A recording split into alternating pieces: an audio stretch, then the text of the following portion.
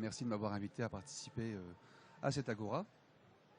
Donc je me présente, Sylvain Carnel, je suis infirmier de bloc opératoire au CHU de Lille et je travaille donc au bloc de chirurgie cardiovasculaire. Donc notre bloc se compose de 6 salles d'intervention, 3 salles conventionnelles qui sont réservées à la CEC et 2 salles de vasculaire. Donc une salle de vasculaire classique avec un ampli de brillance traditionnel et une salle hybride qui est partagée à la fois par les chirurgiens vasculaires, les chirurgiens cardiaques et les cardiologues. Donc je vous ai mis une petite photo de la salle hybride. Je pense que tout le monde sait ce qu'est une salle hybride à l'heure actuelle. Donc pour vous parler un petit peu de mon expérience en fin de compte et de la présence ou non des manips radio au bloc opératoire, donc j'ai dressé un constat et en fin de compte les choses sont claires chez nous. Pour tout ce qui est l'ampli de brillance traditionnel, donc dans la salle de vasculaire conventionnelle, il n'y a pas du tout de manip radio qui viennent nous donner un coup de main. Voilà, les chirurgiens sont autonomes dans cette salle, donc ils ont la possibilité d'avoir une commande au niveau de la table, ce qui fait que souvent ils gèrent eux-mêmes l'ampli à distance, bien sûr si le geste angio a été prévu à l'avance. Parfois, après une chirurgie vasculaire ouverte, il est recommandé de faire un contrôle angio en post-op. Bien sûr, l'ampli n'est pas prêt, l'injecteur n'est pas prêt, les commandes ne sont pas à la table. Et donc, c'est à l'infirmier ou à l'IBOD qui se trouve en salle d'intervention de tout préparer et de tout installer.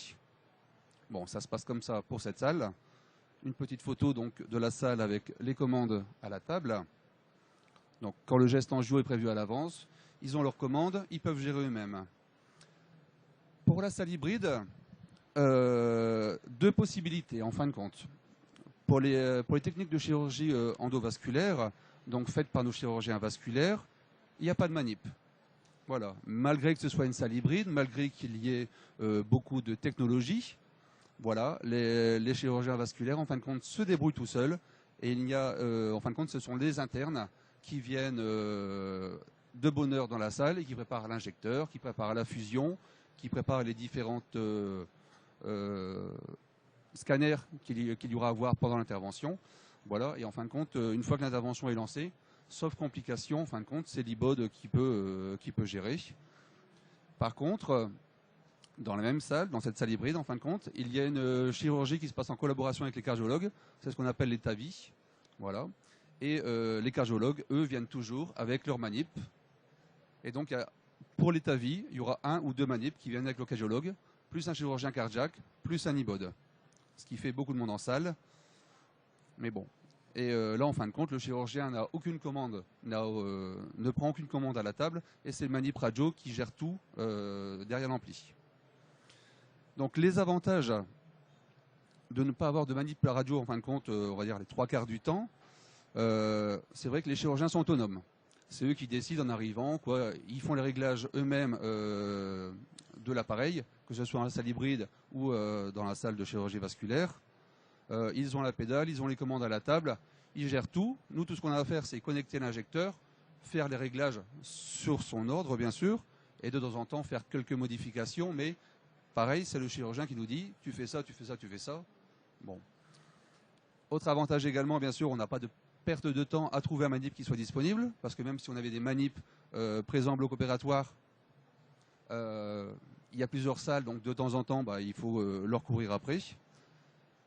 C'est une personne de moins dans la salle, parce que de temps en temps, notamment pour la salle hybride, il y a beaucoup de visiteurs.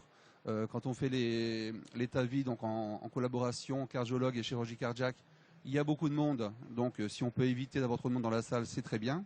Et c'est une personne également en moins à surveiller, car tous les manips radio n'ont pas l'habitude de travailler au bloc opératoire.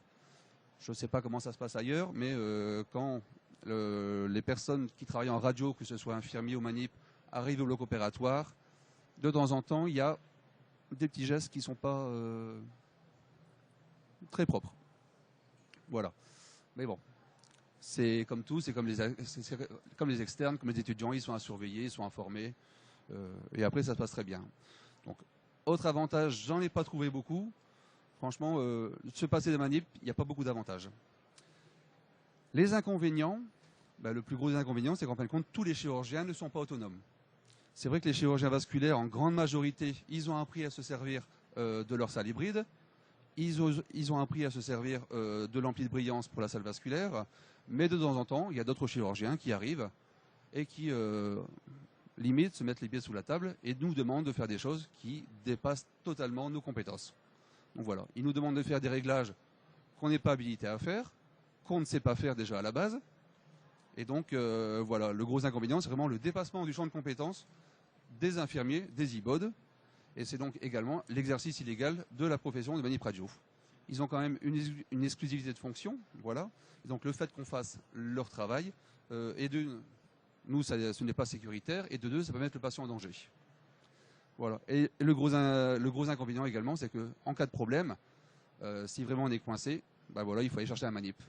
Et là, pour en avoir un disponible quand il y a un problème et qu'il y a un souci, c'est le gros problème. Donc en conclusion, si l'intervention se passe nickel, voilà, l'IBOD c'est géré, il n'y a pas de problème, pas besoin de manip. S'il y a un problème, c'est sûr, on ira chercher un manip. Donc je pense que pour la sécurité du patient, il ne faut pas attendre qu'il y ait un problème dans la salle et que le patient soit mis en danger pour se mettre en conformité avec la loi et avoir un manip en salle. Donc je me pose les questions. Donc à l'avenir, est-ce qu'on ne peut pas... il est déjà obligatoire d'avoir un manip pour manipuler tout matériel ionisant. Voilà. L'idéal, ça serait bien sûr de respecter la loi, d'en avoir un à chaque fois derrière chaque appareil. Il y a une étude qui vient de montrer que 30% des interventions qui se passaient au bloc opératoire, il y avait un manip. C'est-à-dire que 70% d'entre elles, il n'y a pas de manip. Donc ça va être difficile d'arriver au 100%. L'autre piste qui est actuellement étudiée, c'est donc de déléguer certaines tâches des manips au personnel de bloc opératoire et en particulier aux IBOD, tant qu'à faire. Autant prendre du personnel qui est quand même qualifié. Et je sais qu'en début d'année, en fin de compte, lors d'un colloque sur les manips radio, il y a un courrier qui a été fait en collaboration entre M. Boudet et l'UNEBOD, donc qui demandait la mise en place d'un groupe de travail pour justement étudier cette possibilité. Ça serait, je pense, la solution la plus pratique et idéale en fin de compte pour combler ce manque de manip, parce que je pense que dans le contexte actuel économique, on ne va pas embaucher des manips comme ça pour en mettre un derrière chaque appareil. Donc pourquoi ne pas former les infirmiers de bloc opératoire qui le sont déjà un petit peu, mais de manière plus concrète par rapport à la manipulation de ces appareils. Et donc pourquoi ne pas déléguer certains actes dans un cadre bien précis, voilà, et bien réglementé pour prendre en charge les patients de manière complète dans les salles hybrides. Voilà, je vous remercie de votre attention.